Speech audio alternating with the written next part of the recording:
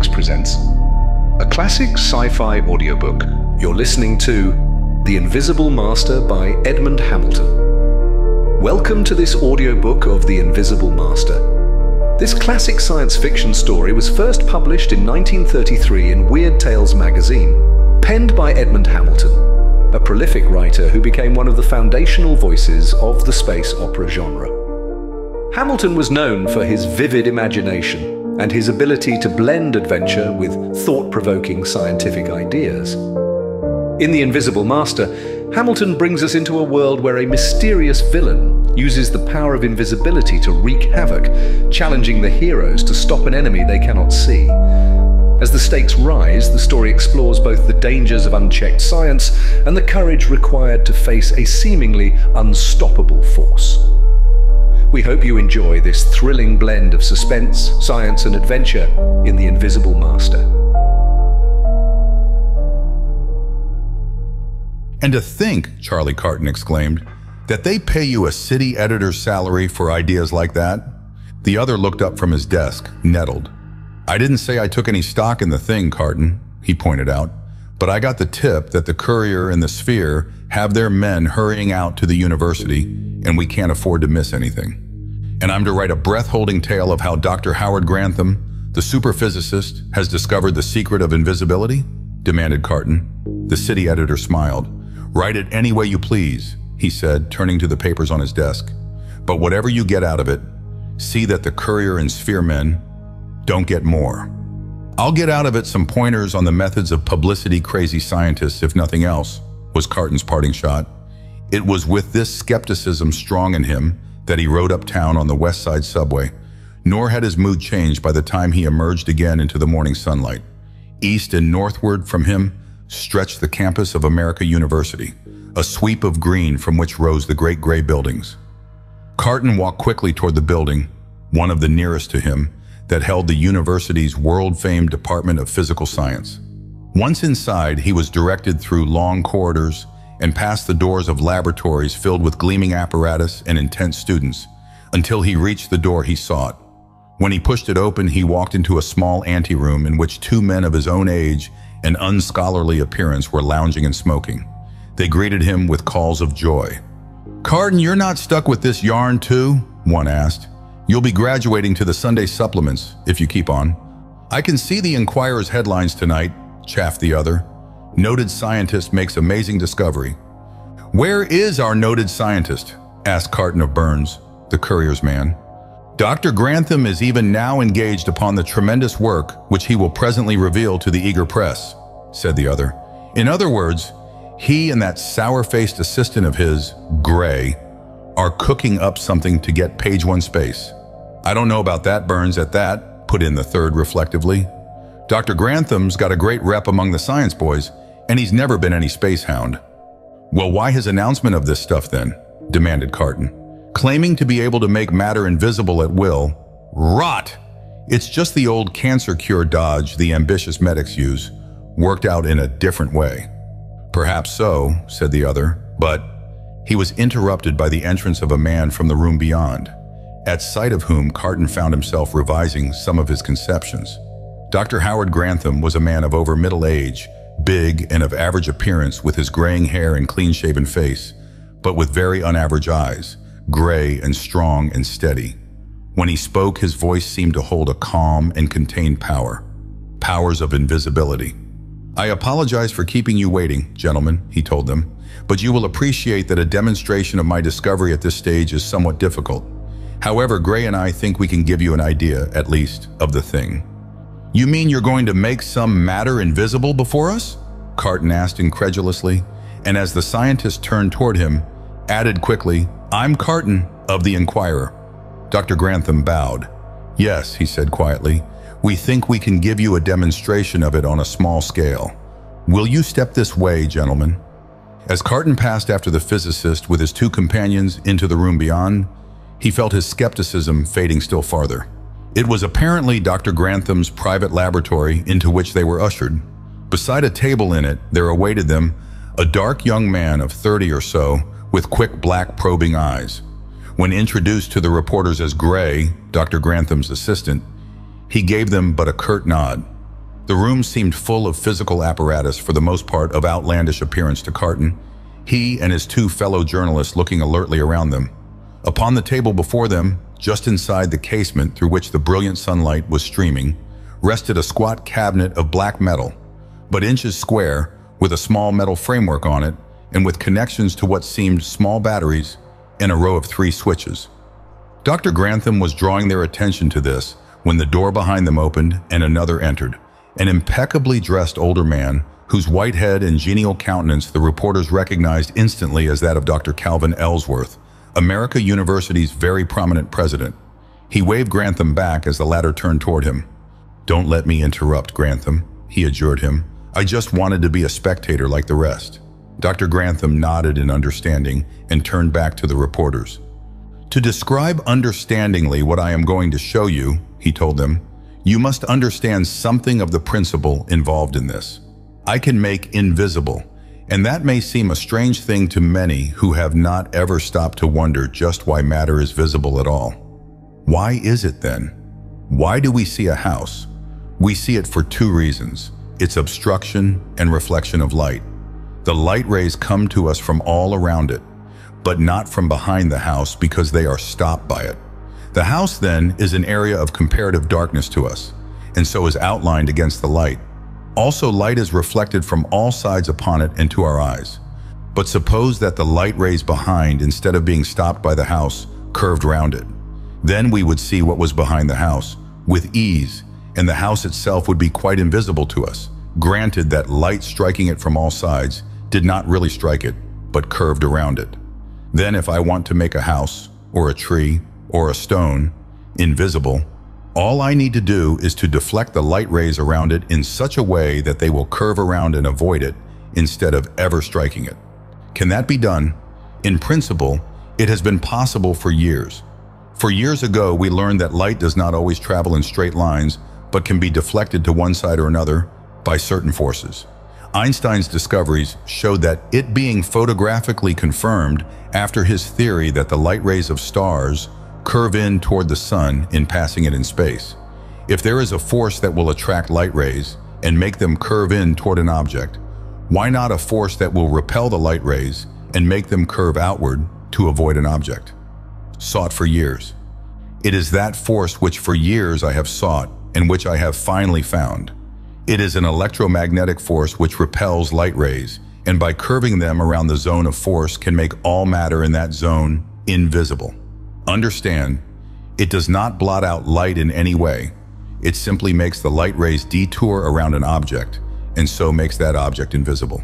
So much for theory. I have here a small cabinet of black metal in which is an apparatus for projecting this force upward for a few inches. Any small object placed on top of the cabinet will become invisible when the force from within is put into operation. If the force were more powerful and radiated out in every direction instead of upward only, the cabinet itself and all around it would be made invisible. Dr. Grantham cast a quick glance around and then picked from the table a small disc-shaped paperweight of black, opaque glass. "I shall endeavor to make this paperweight invisible to your eyes by placing it on the cabinet and using the force within to bend the light rays around it." He was turning with it to the little cabinet when Carton reached forth a hand. "May I look at the thing first?" he asked. Dr. Grantham handed it to him, smiling. "Of course, and I trust you'll find nothing faked about it." The 3 reporters examined it closely, as did with evident interest President Ellsworth. It was quite obviously no more than a disc of the black glass used for paperweights and inkstands. When they handed it back to Dr. Grantham, he leaned forward and placed it upright in the little metal framework on the cabinet's top. It stood out there against the brilliant sunlight streaming through the window just behind it, a dead black disc against that brilliant light. Dr. Grantham turned to the assistant. "All ready, Gray?" he queried, and the other nodded briefly. "Everything on its set," he said. "The batteries are on. Please watch very closely," the physicist told those behind him. "These tests are rather hard to arrange, and I don't want you to have any doubts." He pressed one of the switches beneath his hands, and from the cabinet came a thin, almost inaudible whining. The 3 reporters and President Ellsworth were watching spellbound. A half-dozen feet before them, The black disk of the paperweight lay as dark as ever against the sunlight streaming in. But as Dr. Grantham slowly turned a small rheostat control, they all uttered something like a sigh. The black disk against the sunlight was becoming translucent, transparent. It was disappearing. As Dr. Grantham turned the rheostat control, the black disk against the sunlight began to disappear. Dr. Grantham's hands still moved on the rheostat handle, and as the thin whine from the cabinet came louder, they saw that the disk was but a mere ghost-like shape against the sunlight. And then that too had vanished. The paperweight was invisible. They gazed silently, fascinated, and then as Grantham moved back the control in his hand, the shadowy circle of the disk appeared again. It grew quickly more opaque, and as the switch clicked and the cabinet's whine ceased, it rested there as black and opaque and visible as ever. Dr. Grantham leaned and grasped it, handed it to the four. Wonderingly, they passed it from hand to hand, seeing it the same as before, quite black and commonplace and visible. Carton, himself oddly stirred by what he had seen, heard Burns's exclamation from beside him. "Good Lord, what a story! And you can do that to anything?" Carton demanded of the physicist. "The Invisible Man." Dr. Grantham nodded. "To any matter. Gray and I are now finishing a cabinet projector that will be of sufficient power to make invisible itself, and all for a few feet around it. With it, a man would be perfectly invisible." "An invisible man?" President Ellsworth was looking at the scientist keenly. "My dear Grantham, do you mean it would make a man as invisible as that paperweight?" The physicist calmly nodded. "Just that, and if he had the cabinet and its compact batteries attached to him, he could move at will invisibly. But the possibilities of that are rather appalling," said President Ellsworth, his brows knit. "Do you realize that if some criminal were to get hold of the thing, he could—" "No criminal is going to hear of that part of it even," Grantham told him reassuringly. "I know that you, gentlemen, will at my request confine your accounts to the principle of the discovery and to my demonstration without hinting of its possibilities on a larger scale." Already the reporters were at the door, but Carton turned back. "You wouldn't mind if I'd take that paperweight with me?" he asked somewhat apologetically. "Of course I know it's all square, but editors are such a skeptical crew." "Of course not," the physicist said, handing it to him. "Any valid scientific discovery will stand all the investigations of it that can be conceived. I only trust that you'll restrain your imaginations as much as possible in your descriptions." A half hour later, Carton was pouring out an excited tale to the city editor of the Enquirer, who heard him with calm, lighting a cigar. When he had tossed away the match, he looked up. "It all boils down then," he commented, "to the fact that Dr. Grantham has made a claim and then put on some hocus-pocus up there to convince you of it." "Hocus-pocus nothing!" exclaimed Carton heatedly. "I tell you, I was as skeptical as you about it until he did the thing before our eyes. Made this paperweight disappear." The editor scratched his chin reflectively. "Well, it can have a column on page 1, he said. "But remember to keep the responsibility on Dr. Grantham. I'm not going to have this paper mixed up in a silly hoax." "The biggest story to break in years, and you call it a hoax," Carton said bitterly. "If the building was burning down around you, you'd wait for a statement from the fire department before you'd run the story." "Well, that would be better than retracting the story the next day," the other rejoined. "These scientists have brainstorms regularly, Carton, and this discovery of Grantham's is one if I ever saw one." It was in that frame of mind, Carton perceived when his story appeared that afternoon, that it was read by most. The thing was accorded very considerable space by most of the metropolitan newspapers, but all of them were one with the Enquirer in presenting Dr. Grantham's claim and describing his demonstration of it without taking any responsibility as to its truth. Too many times in the past had the newspapers been duped by clever scientific hoaxes. All had more or less accurate statements of Dr. Grantham's principle of light bending as a means of invisibility, and some had additional statements from noted physicists and astrophysicists. These, respectful for the most part of Dr. Grantham's huge reputation, ventured no criticism or support of his theory, but corroborated his statements as to the curving of light rays in passing the sun. It was assumed by all of them, and by the greater part of those who read the articles, that even if true Dr. Grantham's discovery was a mere laboratory triumph, without possibility of any practical application. Carton saw, with some exasperation, that the thing was being treated only as another of the lurid pseudoscientific sensations which had long ceased to astound the public. Dr. Grantham himself had made no statements other than to affirm quietly the fact of his discovery, and Carton would have given much to have been able to spring the sensation of the physicist's larger projector that would make a man invisible. Without it, he saw, the thing as a news sensation was doomed to wither and die quickly. But in this, for once, he was wrong. For a few hours before the next morning, his phone jangled, and when he answered sleepily, the voice of the Enquirer's night editor jolted him to attention. "Carton, you handled that Grantham thing yesterday, didn't you? Then pile out to America at once. Dr. Grantham's been attacked by someone there, and there's a rumor of an invisibility apparatus of his being stolen."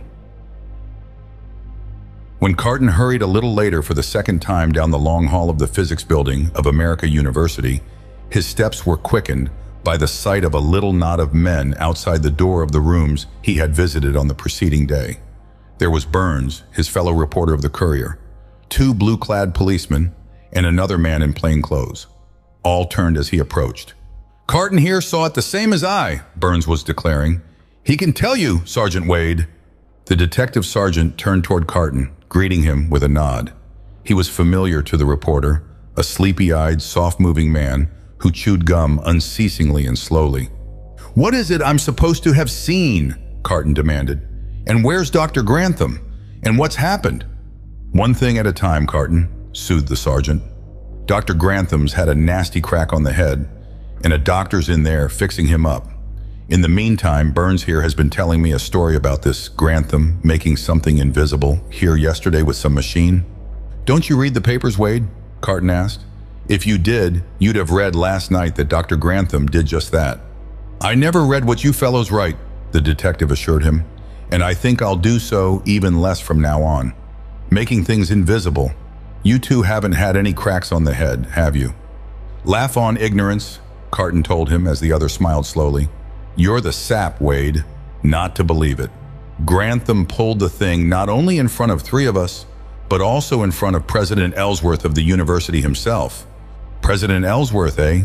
queried Wade keenly. "Same that's in there with Grantham now." "In there?" they both asked, and the detective nodded. "Yes, it seems he was the one that found Grantham. And you say he saw this stunt pulled the same as you?" He seemed to consider that. Carton was about to riddle him with questions when the door opened and an elderly man beckoned them inside. Carton and Burns slipped in with Sergeant Wade and found Grantham leaning back in a chair with a thick bandage round his head, his eyes half closed, and President Ellsworth bending anxiously over him.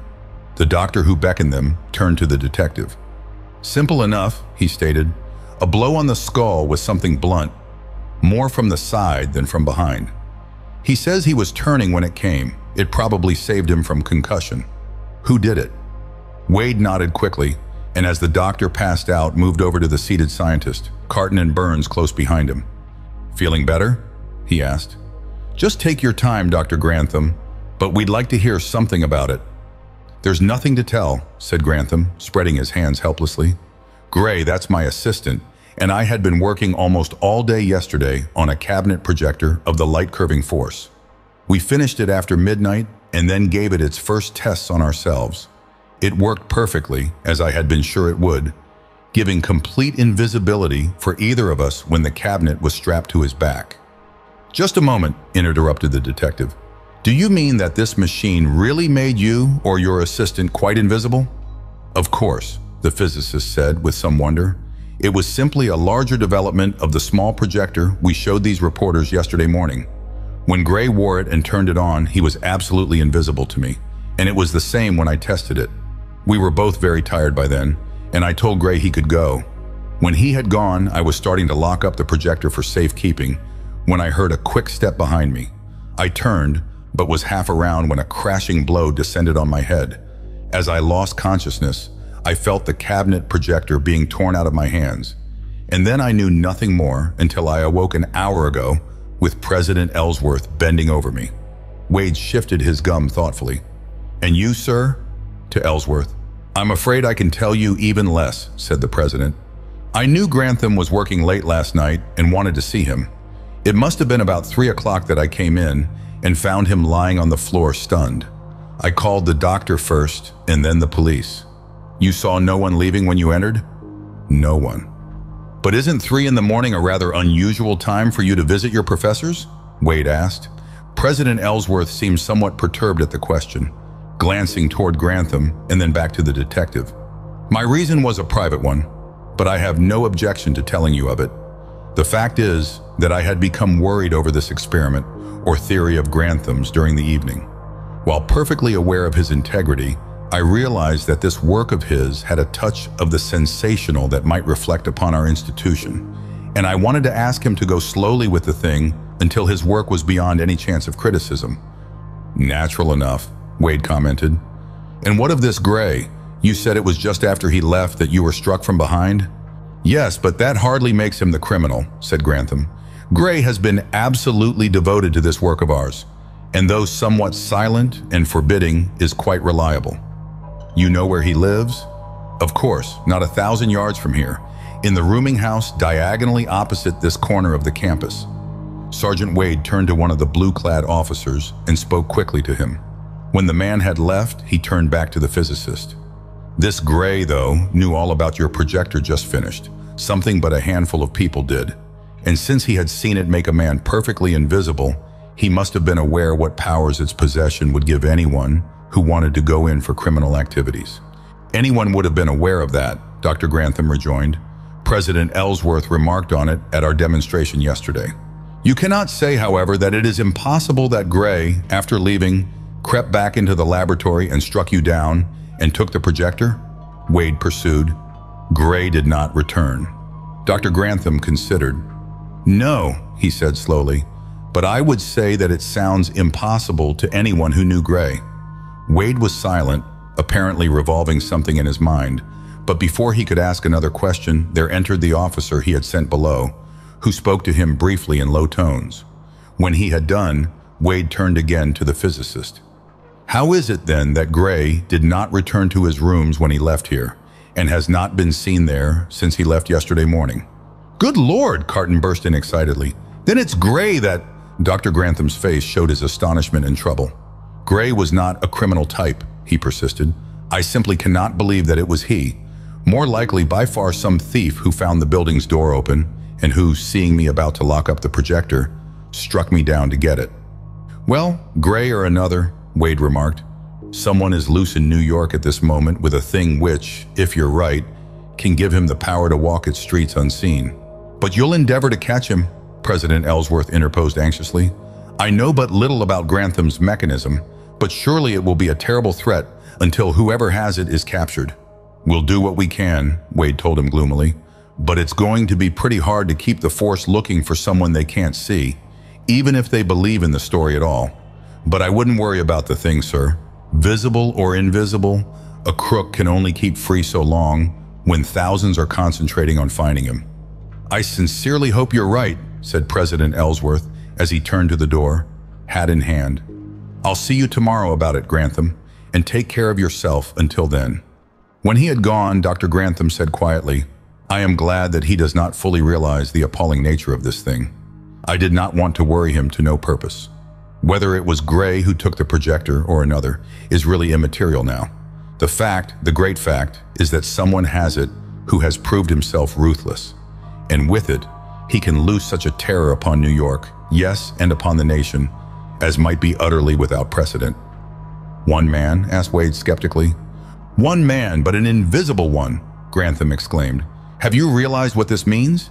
It means that there are no limits to this man's power, whoever he is. It means that he can strike down any he wishes, though that person surround himself with 1,000 bodyguards.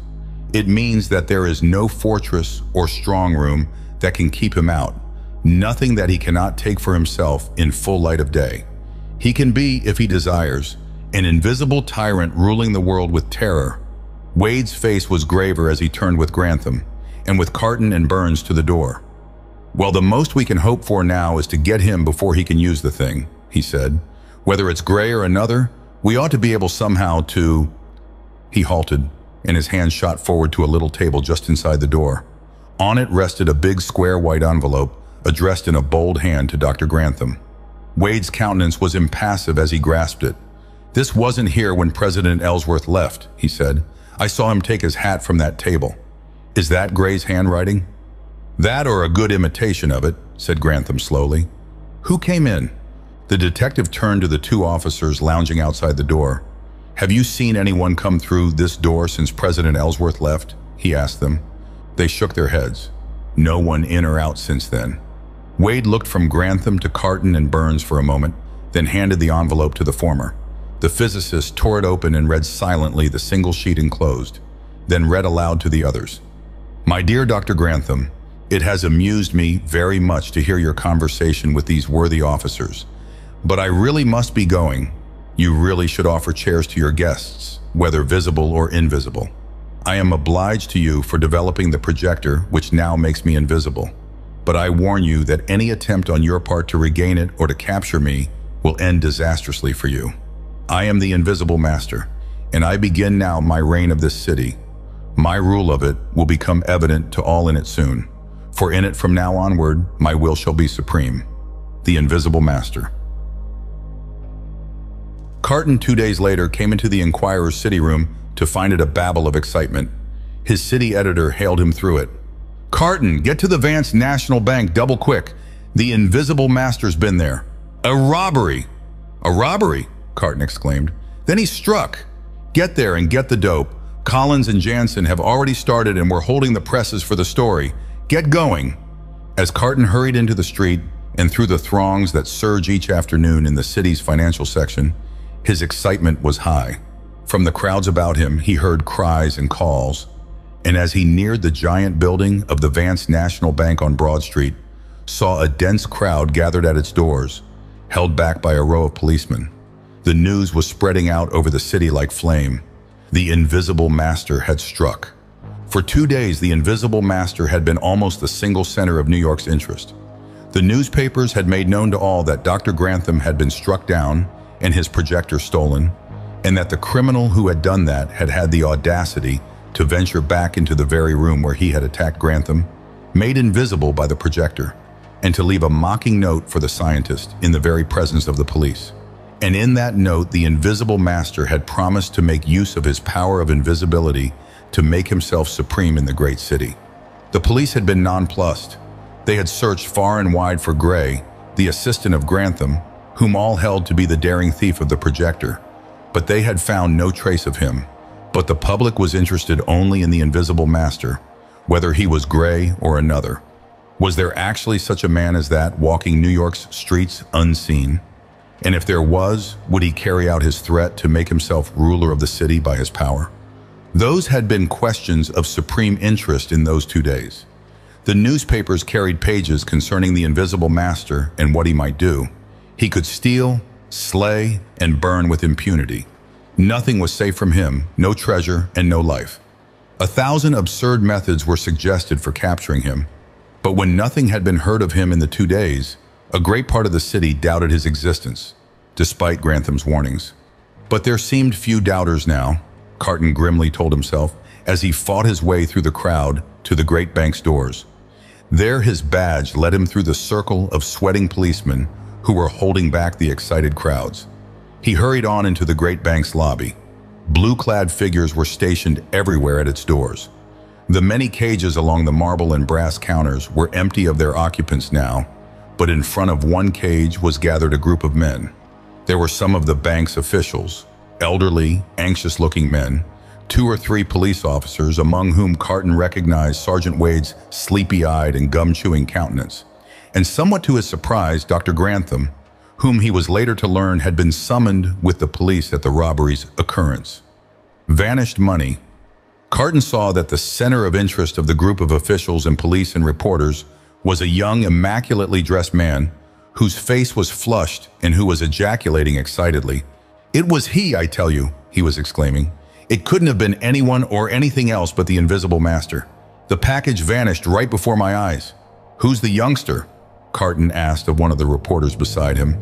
"Harkness the teller," said the other.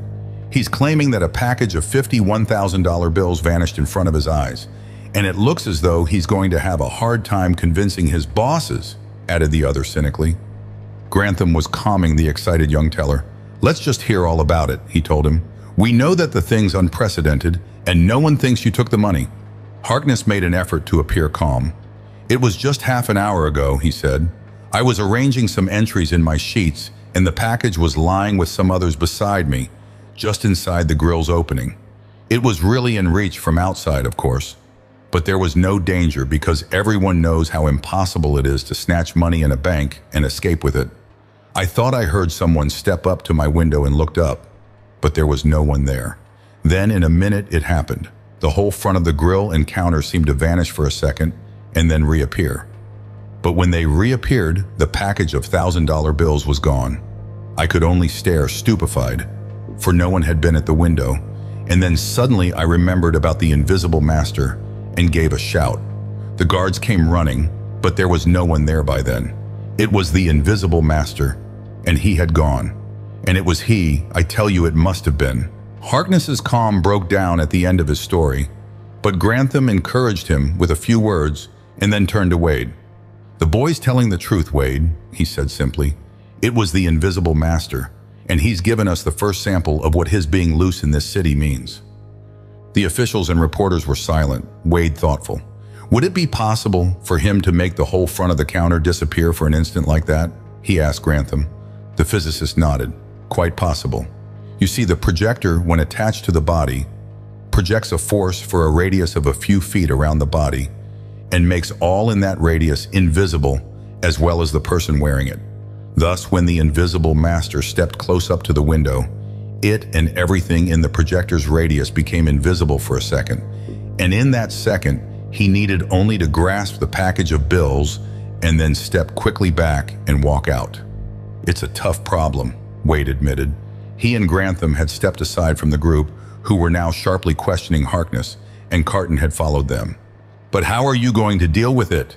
Grantham demanded. "For all we know, Wade, the invisible master may be even now going through bank after bank.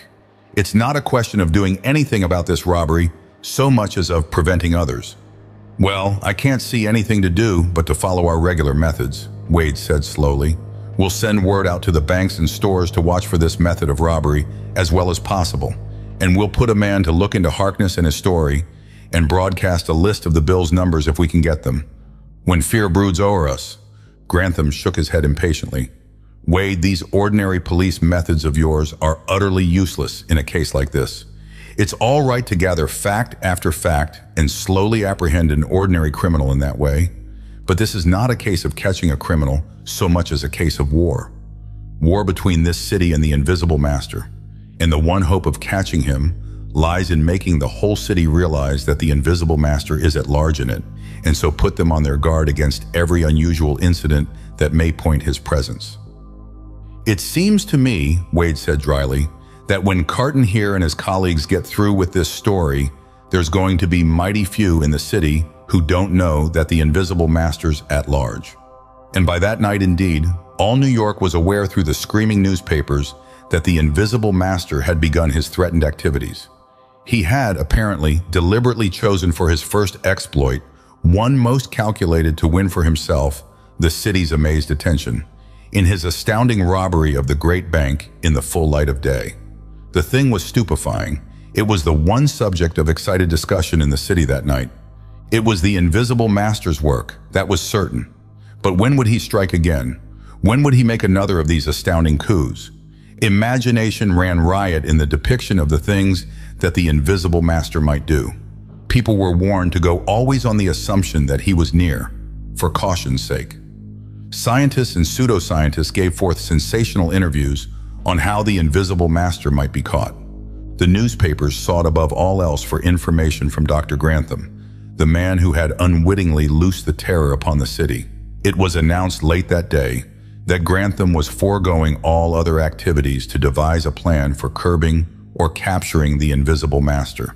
Some suggested even that he was making another projector with which one invisible man could hunt the other, forgetful of the fact that Dr. Grantham's first projector had been the work of months, as he admitted. Carton, sent that night for information from Grantham, had evidence of the importance attached to him in the policeman at the door of the physics building, and not of reporters lounging outside. They hailed him noisily and called after him when Carton, after sending his name in, was admitted inside. He found Grantham in his laboratory's anteroom with Sergeant Wade. "Carton, I'm glad to see you," the scientist greeted him. "You were here with us last night when the Invisible Master came in and went out, and I'd like to hear what you think of a scheme that I've devised for combating him." "You found a way to capture him?" Carton burst out. Grantham shook his head. "No, but a way of curbing his activities, I think. Suppose that inside that bank he robbed today there had been a steel barrier, and that entrance to the bank was only through a turnstile, like a subway turnstile. Then a guard standing beside it could watch it, and if it turned with no one in sight, he would know the Invisible Master had entered and could give the alarm. There could be entrance and exit turnstiles like that, and in stores and the like, as well as banks. It would stop these snatch robberies on the part of the Invisible Master, to some extent at least." "It sounds feasible," Carton admitted, "but it will slow business. Do you think the banks will adopt it?" "They will," Wade said shortly. "They're scared stiff down in the financial district over this Vance National robbery today, and they'll catch at any straw to keep the Invisible Master away from their vaults." The second blow. "Even this, though," Grantham said broodingly, "won't completely stop the Invisible Master. The best it can do is to curb him for a time until we find some way of—" He stopped as the phone bell rang, and when he had answered, turned the receiver over to Wade. Carton saw the detective's sleepy eyes widen a trifle as he listened to the excited voice on the other end, though his jaws moved his gum as imperturbably as ever. When he turned back to the other two, they were waiting in breathless silence. "Headquarters," he said simply. "Less than a half hour ago, the Invisible Master took $40,000 from the pay office of the Aetna Construction Company up in the Bronx and shot and killed one of the pay clerks." "Good God!" Grantham exclaimed. "And they're sure it was he?" "No one else," said Wade laconically. "The office is a small wooden building on the construction lot. The two clerks, Taylor and Barsoff, had the money ready to pay out through a window in one side. There were 3 guards around the building, armed, and one of them saw the door fly suddenly inward and then heard the shot and scream from inside. They rushed to the office, but when they got there, Barsoff was dead, shot through the heart, and Taylor could only stammer that the door had flown open, the money had suddenly disappeared, and that Barsoff had been shot out of empty air when he had grasped after it. The guards and Taylor searched the lot and called the police instantly, but they found no trace of him. "Lord!" Carton exclaimed. "The city will go crazy over this. The Invisible Master striking again on the same day." "It will go more than crazy," Wade commented grimly. "This is going to make everyone in this town handling money panic-stricken." "It is the start of the Invisible Master's rule," said Grantham solemnly. "From now on, no one in New York is safe from him. He is deliberately terrorizing the city and at the same time enriching himself." The door opened and President Ellsworth burst inside, his ordinarily genial face twisted with emotion. "Grantham," he exclaimed, "have you heard of this latest outrage of this assistant of yours, this Invisible Master?" Grantham nodded somberly. "We've just heard." "But this is horrible," Ellsworth cried. "To think that Gray, so quiet and sane to all appearances, should become this unseen thief and killer." "Why should Gray be so crazy after money anyway?" Wade asked him.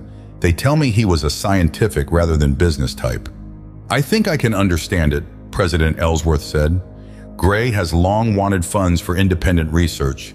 Even he and Grantham here have been terribly hampered in their work by lack of money. He has seen the millions that are spent each year in this city on luxury and pleasure, has reflected how much good might result to the human race were part of it applied to scientific research, and has started out with this weapon of invisibility to get it." "You sound almost as though you were in sympathy with him," Wade said. "My dear sir," Ellsworth was visibly shocked, "I may believe that a fraction of the city's riches would be better applied in research, but I would never condone the murder of helpless clerks to obtain it." "I was only joking," Wade apologized. "Grantham and I think we have found a way to curb the Invisible Master's activities at least." "Indeed?" asked Ellsworth curiously. "Yes," and Wade explained the idea of the turnstiles, which the president at once approved. "A city terrified. But it seems that will only limit his activities," he said. "Is there no chance of capturing him completely?"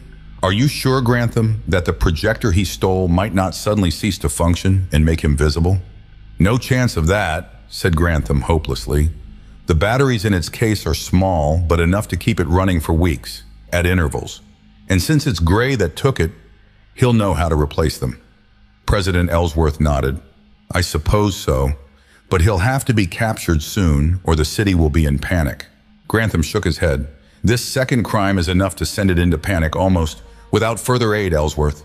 And if the invisible master should strike again soon, and by morning Carton saw Grantham's words were nearly fulfilled already, since it was panic indeed that had almost settled upon the city. The newspapers were in a state approaching frenzy. The invisible master had struck again, had followed his daring daylight bank robbery by another robbery, and cold-blooded murder as terrible. He was abroad, he was invisible, and he was a killer.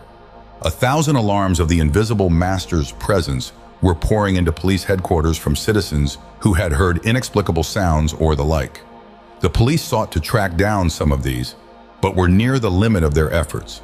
They had broadcast photographs of Gray in case he should assume visibility at times, had endeavored to have a watch kept for the larger bills stolen, but more they could not do.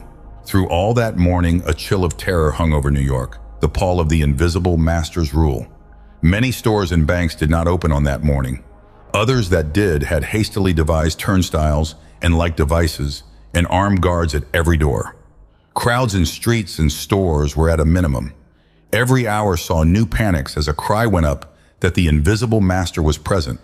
All New York, Carton saw, was waiting with nerves on the ragged edge to hear whether the dread unseen figure stalking the city's ways would strike again.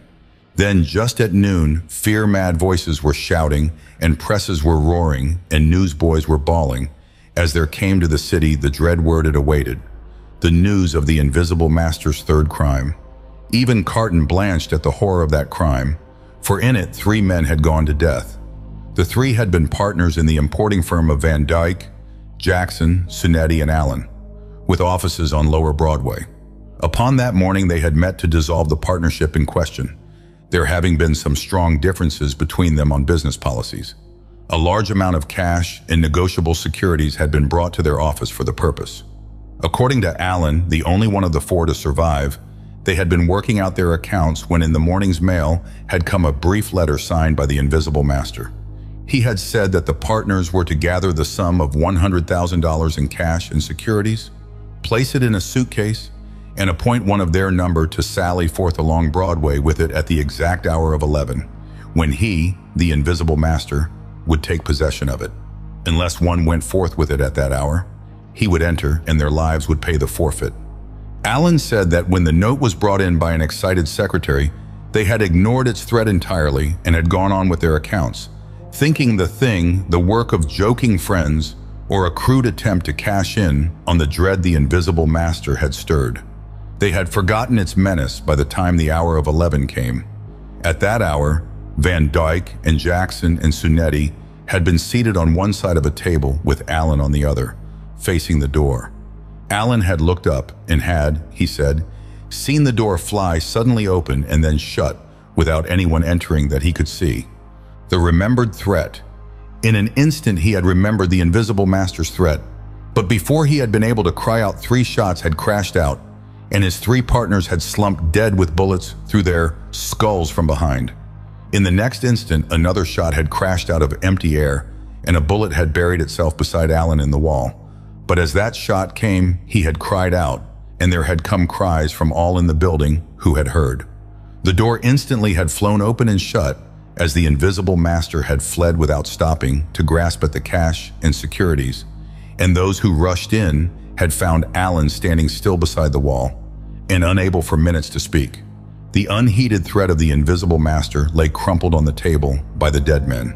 With that tragedy, the chill fear that held New York dissolved into stark terror, and as Carton pushed his way north to find Wade and Grantham, there was all about him a wild confusion of panic. Great crowds were forming and rolling toward the city hall to be held back by the police and troops drawn up to guard it, where they shouted their wild demand to the city's officials that the invisible master be captured or killed or bought off at any price. There were wild rumors of even more terrible crimes the Invisible Master had committed. Rumors of men done to death in the seething East Side. Rumors of martial law to be declared and troops brought to the city. Had the great crowds that bellowed their terror but known it, the city's officials were even then face to face with the Invisible Master's purpose. For in an inner room at City Hall, with Grantham and Wade there, and Carton too, they were reading the letter that had come but minutes before to them, to the mayor and officials of New York. Having shown in these last few days what the rule of the Invisible Master means to your city, I am ready now, without fear of disbelief on your part, to state the terms on which my reign of terror over this city will end. Those terms are the immediate payment of $5 million in assorted denominations. This money, in a steel box of moderate size, is to be placed in the following spot: 2 miles north of the village of Pernview, on Long Island, on the West Road, is a milestone. In the forest 300 yards east of this milestone is a large oak. You will place the box on the boulder beneath this tree on tomorrow night, between 11 and 12 o'clock. You are at liberty to attempt to prevent me from getting the box, but it will only result disastrously for yourselves. If this is done, my activities will cease. If it is not done, I will commence an even greater campaign of terror that will make a chaos of New York in hours. No troops or forces are of any use against me. I leave the raising of the money to you, but suggest that the city's businessmen be called on for it. Either they pay, or I will make their city a desert of terror. The Invisible Master.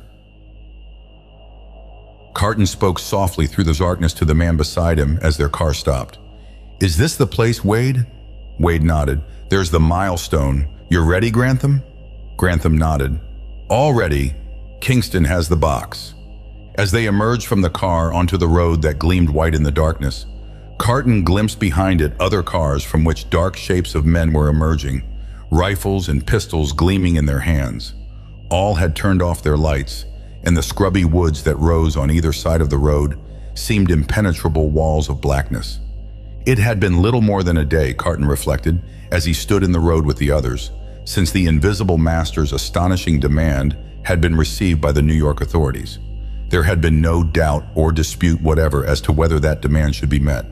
With wild crowds besieging the City Hall, with all New York's customary organized life sinking into chaos beneath the panic pall of the Invisible Master's presence, there was no other course to follow, and a subscription for raising the money had instantly been started. Through the rest of that day and the next, the money had poured in, mostly in great sums from the banks and big business houses of the city, who realized that it was only by payment of this tribute that the metropolis could be saved from chaotic ruin. Later on, they reasoned, the Invisible Master could be hunted down and dealt with. But now the thing was to lift his menace from New York. $5 million was a great sum, but not in comparison with the daily loss the city's businesses were undergoing. By the next afternoon, the $5 million were ready, a compact mass of securities and highest denomination bills. It had been placed in the specified small steel box and given into the charge of Kingston, a representative of the city's government who was to place the money as requested. And since the Invisible Master had mockingly given full permission for any to attempt his capture who wished to, Wade and Grantham had worked out the scheme that held a slender chance of trapping the unseen criminal. With their 20 of armed men waiting behind them, Grantham explained the plan in the lowest of voices to Carton and Kingston. "Kingston and I will take the box in and place it on the boulder," he whispered, "and when we do so, I'll stretch in a circle of yards around it this thread of wire and connect it to this pocket battery and bell. Kingston and I will wait with the money behind the big oak, and Wade's men will lie in a circle all around the spot. When the Invisible Master comes, he'll make for the boulder and must necessarily strike the stretched wire and ring the bell just before he reaches it. Then your men can rush in from all sides to enclose him in their circle, while Kingston and I will be there and armed to prevent the money from being taken by him. It's our one hope of catching him, for we'll never have this chance again, I think." "The trap." Wade nodded. "We all understand the plan, Grantham. We'll wait for him if it takes until daylight." "I think he'll appear tonight," Grantham said. "I imagine he is rather anxious to get the money and have it all over with." "Well, good luck," whispered Wade, extending his hand, which the physicist grasped. Kingston, too, a little nervously, shook hands with the officer, and then the two disappeared silently into the dark wall of the wood eastward. Wade and Carton waited for a moment, as silent as the grouped silent men behind them, and then as Wade passed a whispered order to them, they all were melting into the dark forest likewise.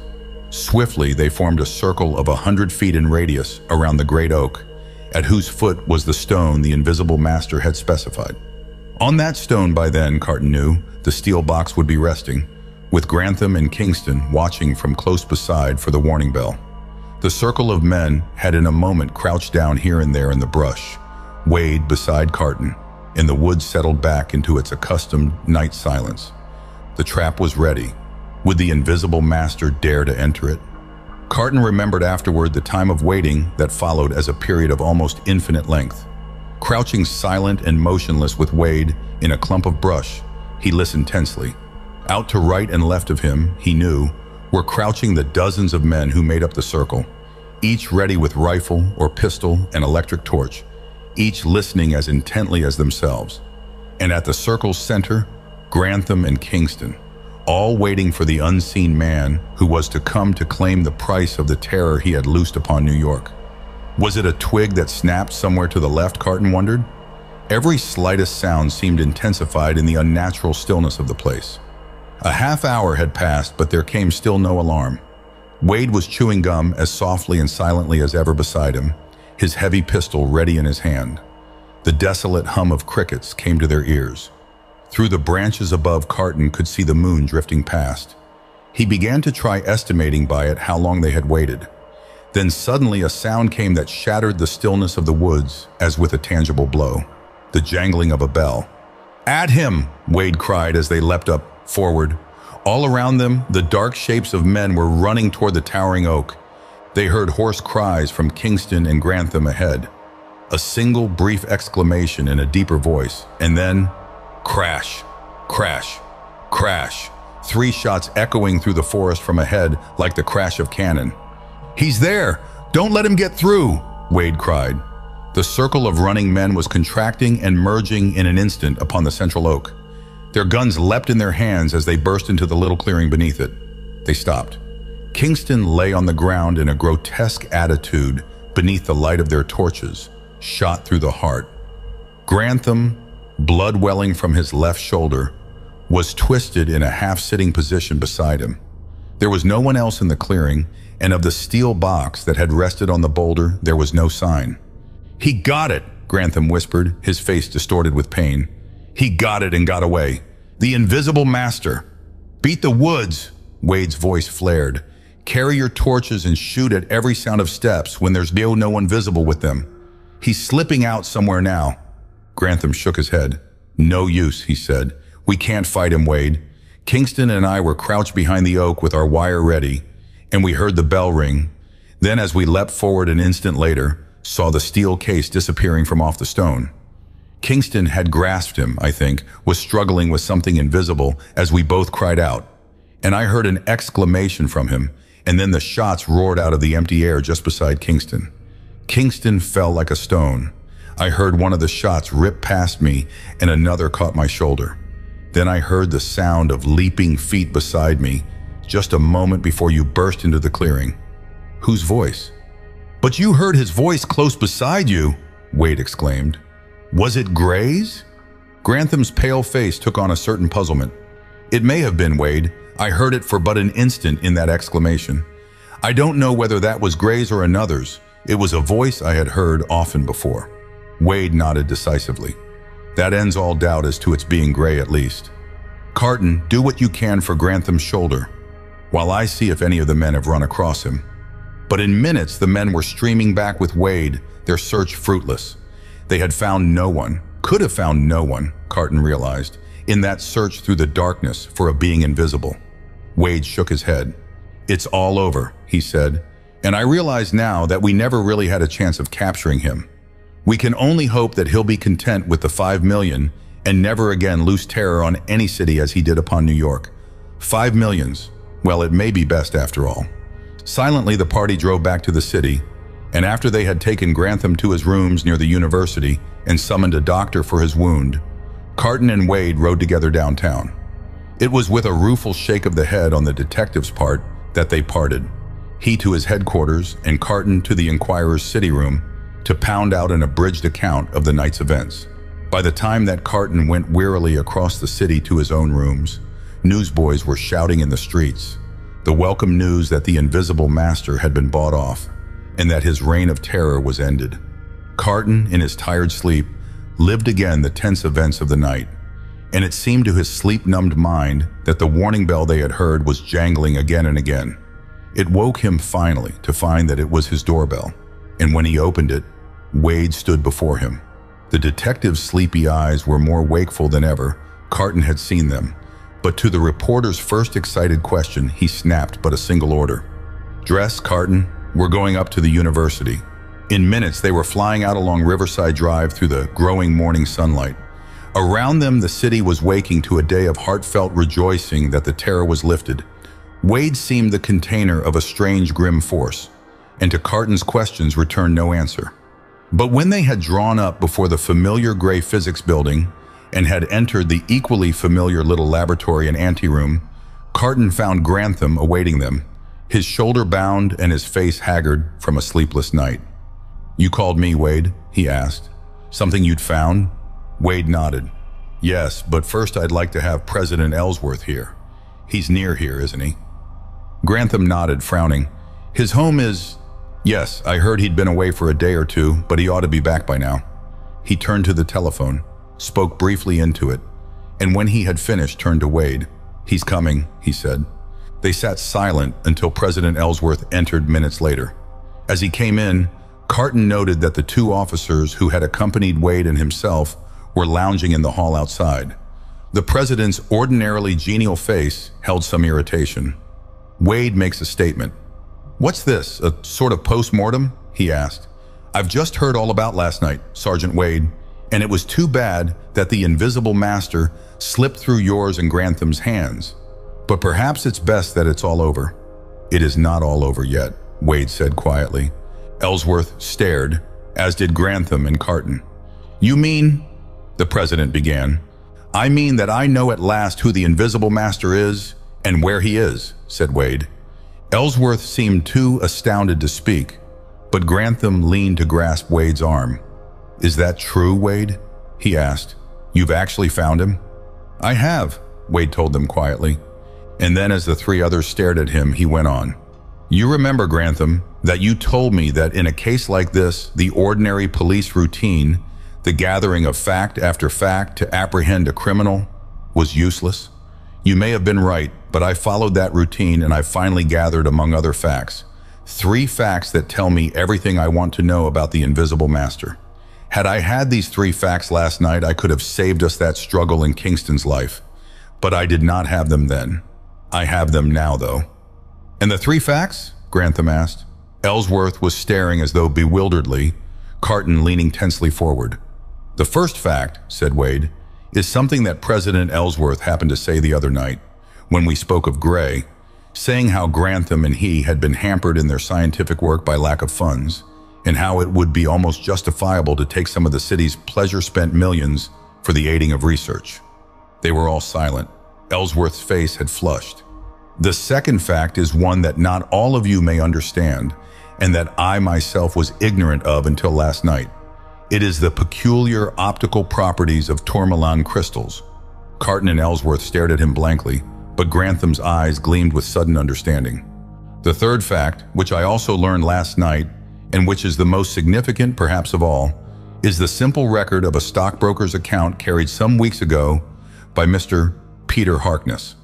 Wade was silent, and Carton, astounded and bewildered, could only stare at him still. Ellsworth was about to burst into questions, but was interrupted by Grantham's voice. The physicist had risen and turned from them toward the window. His voice came over his shoulder to them. "I think I can give you a 4th fact that will clinch it, Wade." His right arm crooked. Wade leapt, but an instant too late. For when he spun Grantham around, the physicist was already falling, his lips writhing with cyanide grains still upon them, a faint peachy odor in the air. He was still dead when Wade lowered his body to the floor. The detective straightened, mopping his brow. "I was afraid of that," he panted. I was afraid of it, but damned if I don't think it was his best way out." Carton and Ellsworth gazed as though petrified. Then Carton's voice, shaking. Then Grantham himself was the invisible master. Wade turned. "There never was any invisible master at all," he said. "Back to the laboratory." Carton and Ellsworth stared at him for moments before they could speak. "But Grantham's power of making things invisible," Carton finally cried. "We saw him do it here." Wade shook his head. "You didn't, Carton, but you thought you did." He strode to the laboratory's long table, they with him. He searched along it for a time and found what he sought, a round disc of glass-like material, clear and transparent. He placed it against one small pane of the window, through which the sunlight was pouring, and to their amazement, it showed black and opaque against the sunlight. Wade slowly turned the disc in his hand, keeping its flat side parallel to the window. As he turned it, it became less and less opaque, until by the time he had given it a quarter turn, it was completely transparent, and was in fact wholly invisible because of the brilliant sunlight streaming through it from behind into their eyes. Slowly, Wade revolved the disc another quarter turn, and as he did so, it became cloudy and translucent, and then more and more opaque, until at the end of the half turn, it was as dead black and visible against the sunlight as ever.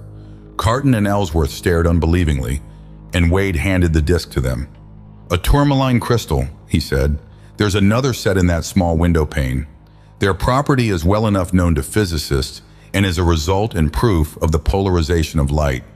When two tourmaline crystals are placed together with their axes parallel, light streams through both unchecked. If one is turned so that its axis is at right angles to the axis of the other, though, light cannot pass through them, and they become thus opaque. A quarter turn of the one will make them transparent again. Grantham had one tourmaline crystal set in the window pane and the other in the disc form. He showed you the black glass paperweight disc he was going to make invisible, but when he leaned forward to put it on the little projector, he palmed it and put there instead this tourmaline disc. It showed black, like the paperweight, though because he placed it on the projector's framework with axis at right angles to that of the crystal in the window pane. The sunlight was coming straight through the window into your eyes. He had chosen the hour, and you saw the black disc against it, resting on the projector's framework. Grantham and Gray had some sort of mechanism inside the projector to make an appropriate sound, but the switches Grantham turned actually controlled the framework above the projector, which was made so as to turn the disc resting in it a quarter turn when desired. You see how it was done? Grantham turned his switches, and as the tourmaline disc was turned slowly in its framework, you saw it growing more and more transparent until when it had been turned a quarter turn in the framework, it was perfectly transparent and so invisible to your eyes in the strong sunlight streaming through it. Grantham let it remain so, but a moment and then with his switch, or rheostat control, turned it back again a quarter turn. It grew more and more cloudy and black until at a quarter turn, it was again black and opaque against the light. He reached for it, and when he turned to you again, palmed it and could hand you the paperweight disc. Carton shook his head like one dazed. "And it seems such a perfectly open demonstration," he said. "But that doesn't explain the invisible master," Ellsworth exclaimed. "If Grantham's power was faked, who committed those 3 crimes that no one but an invisible person could have committed? Who took the money last night?" Wade reconstructs. "I think I can reconstruct the thing from the first," Wade said, "though some of the secret died with Grantham here. You told me yourself that he and Gray had long been prevented from engaging in the lines of research they desired because of their lack of funds. Well, I think that Grantham grew resentful at this, and then determined, and that he and Gray resolved to lay hands on the money they needed in their own fashion. To do it, they worked out an elaborate and incredibly ingenious plan that hinged upon Grantham's known reputation as a great physicist. Grantham and Gray prepared the tourmaline crystal setup, and then let it be known in one way or another that Grantham had discovered a method of making things invisible. Of course, there was excitement, and of course the reporters, Carton among them, rushed out here to learn all about it. Then Grantham reluctantly consented to a demonstration, and after pulling this tourmaline crystal stunt, sent them away, and you too, perfectly convinced that he had actually found a way to make matter invisible. That was his first great step, to implant in the minds of reputable witnesses the absolute conviction that he had really the power of making things invisible. Just what happened on that afternoon between Grantham and Gray may never be known fully, but there seems little doubt that Gray, who had been sullen at the demonstration that morning, had come to the point where he had resolved not to go on with the scheme. Probably he threatened to expose Grantham if he did not stop it, and no doubt Grantham saw exposure and oblivion on the way. Fearing Gray's confession, he killed him and disposed of his body here in the laboratory. He had the knowledge to do that, and I've found that on that afternoon he received from the supply rooms here an inordinate order of acids which were without doubt used in the disposition of Gray's body. However it was done, there is not the slightest doubt that on that afternoon Gray and even his body passed out of existence in this laboratory. Then Grantham went on with his plan, changing it somewhat no doubt, to fit in with this new circumstance. That night he struck himself a painful but not heavy blow on the head with some wooden object. You remember the doctor said the blow was from the side, and pretended to be lying stunned when you, President Ellsworth, came in. When the police came, he, without seeming to want to do so, threw the responsibility of the attack on Gray as much as possible, and told of his projector that had been stolen by his attacker, and that would make a man invisible. He had already prepared a mocking letter addressed to himself as from the Invisible Master, and while talking with Carton and me, laid the letter on the table where I found it. The officers at the door had seen no one go in or out. We knew or thought we knew that someone was at large with an apparatus for attaining invisibility, and since we never dreamed of Grantham having left the letter, we had no doubt whatever but that the Invisible Master, whether Gray or another, had actually entered the room invisibly and left the letter for us. This was Grantham's second step, his establishing the idea that someone was at large with a projector that could make him invisible, that the Invisible Master was at large and ready to commit any crime. That idea was established in all the city by the newspapers in the next day or so, and so strong was the evidence in the demonstration of his discovery that Grantham had given, and the greatness of his reputation as a scientist, that almost all did believe that such an invisible man, an Invisible Master, was at large. Now, what would naturally result when almost all in the city believed that? Would it not result in many people seeing a chance to commit crimes and then blame them on the Invisible Master? You know that there are hundreds of thousands in a city like this who long to commit some crime, theft, or murder or the like, but dare not because there would be no chance to shift suspicion on someone else. A man in an apartment with neighbors all around can't shoot his wife and claim someone else came in and did it, for he knows that in 99 cases out of 100, it would soon be established that no one had gone in or out of his apartment at that time. But if he could blame it on someone invisible, you see what it means? Grantham had insisted upon spreading, over all the city the thought that the Invisible Master was at large in it. So at once there would be countless people who would see a chance to commit crimes and blame them on the Invisible Master. The thing was as certain as human nature. The first was young Harkness, the teller at the Vance National. He had been speculating in stocks, had lost thousands of the bank's money, and was desperate, with discovery near. All around him, people were talking of the Invisible Master and of what he could do, and Harkness saw in that an idea, grasped at it as at a last straw. He arranged his accounts to show right when it was over, then on that afternoon simply cried out and gave the alarm, stammering that the money had been taken by someone invisible who had snatched it from before him. All believed quite naturally that the Invisible Master had done it. Their thoughts had been full of him for 2 days, and what else could we believe? Thus the Invisible Master was established still farther as a reality, a criminal who walked unseen. Hardly any in New York doubted his existence after that first amazing robbery, and it was probably that robbery that gave Taylor, the pay clerk at the Aetna Construction Company, his idea for his robbery and murder that night.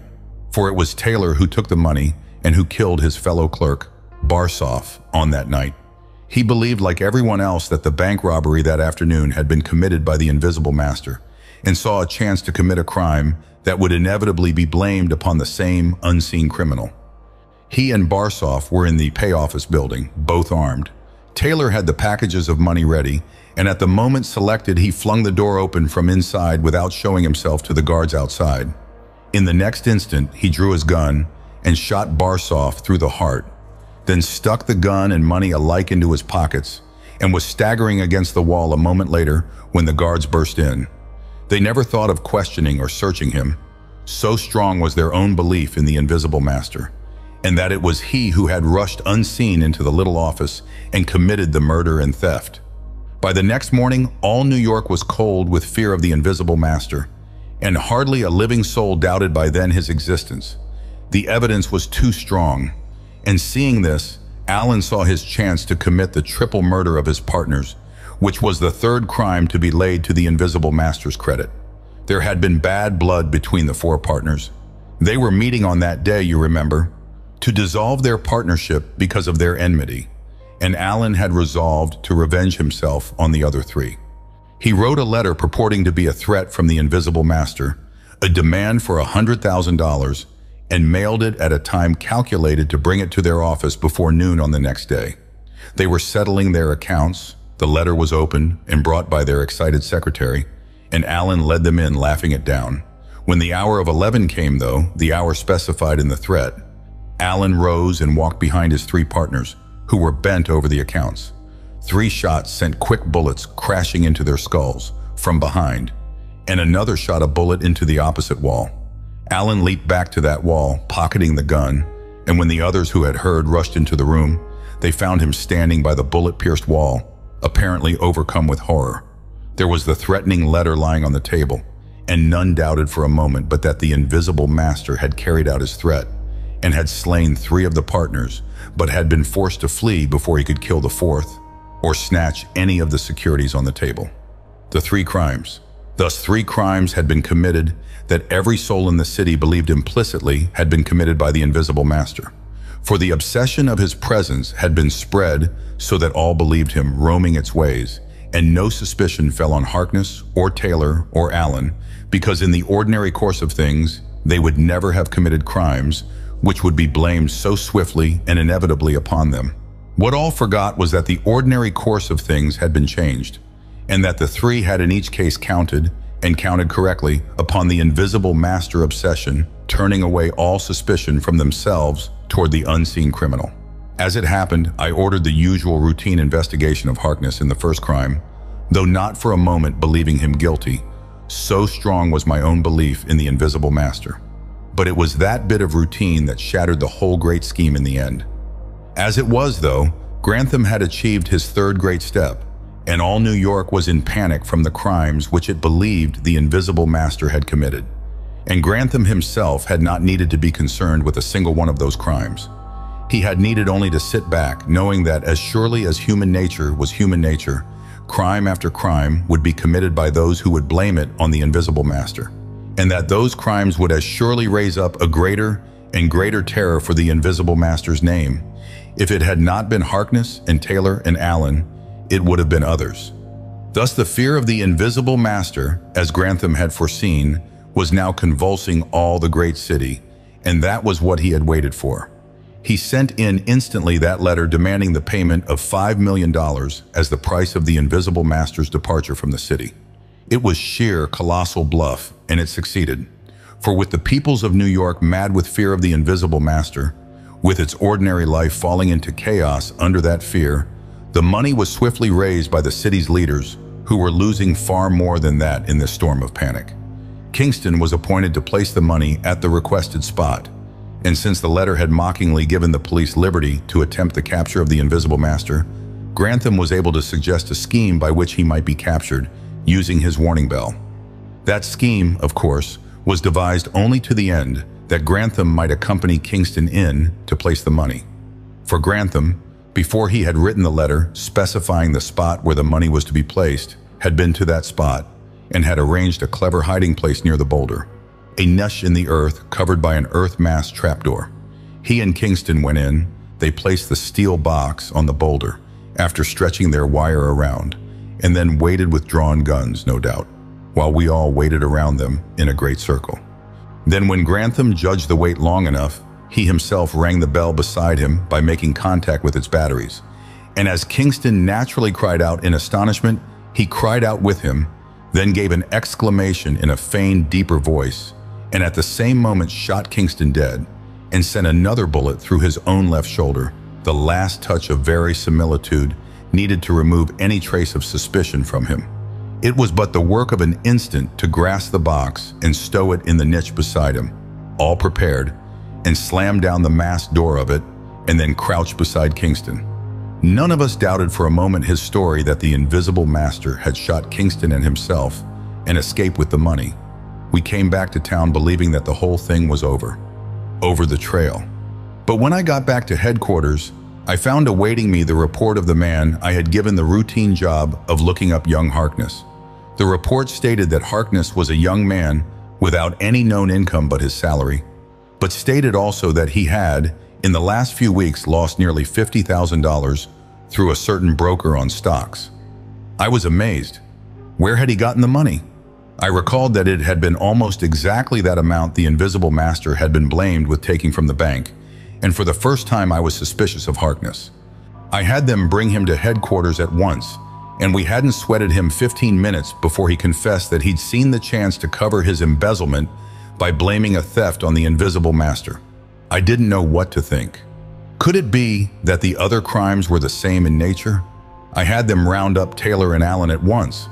Taylor was found on the point of sailing for Europe, having resigned his position on the ostensible account of shattered nerves.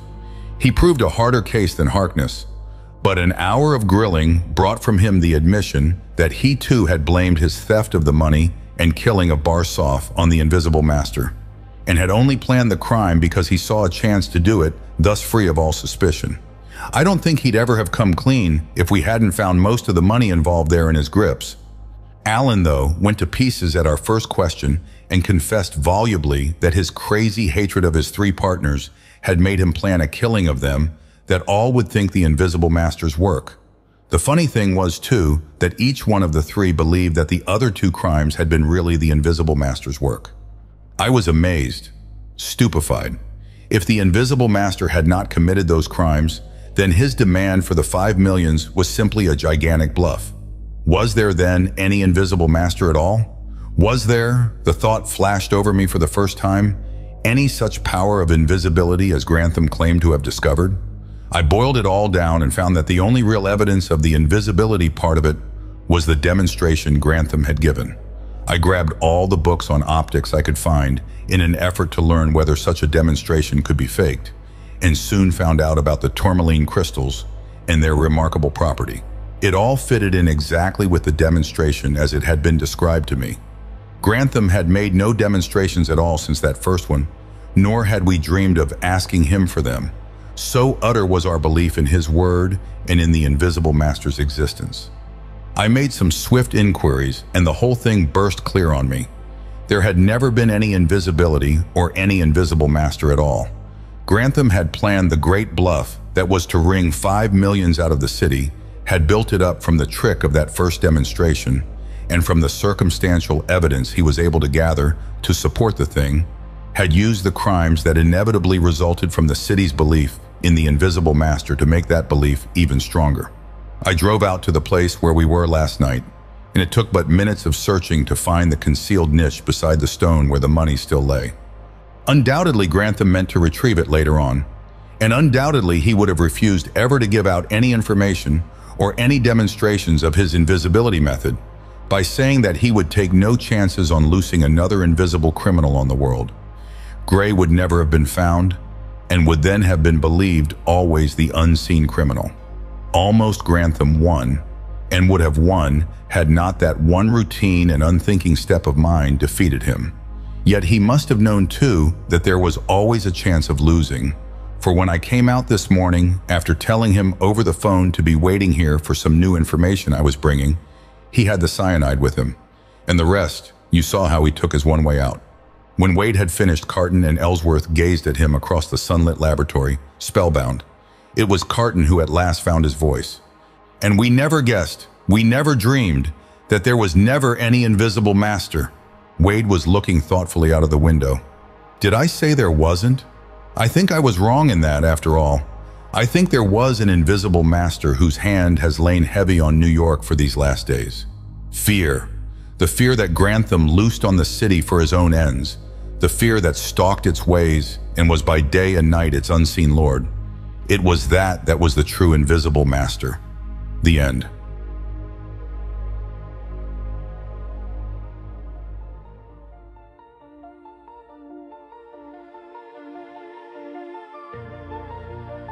Thank you for listening to The Invisible Master by Edmund Hamilton.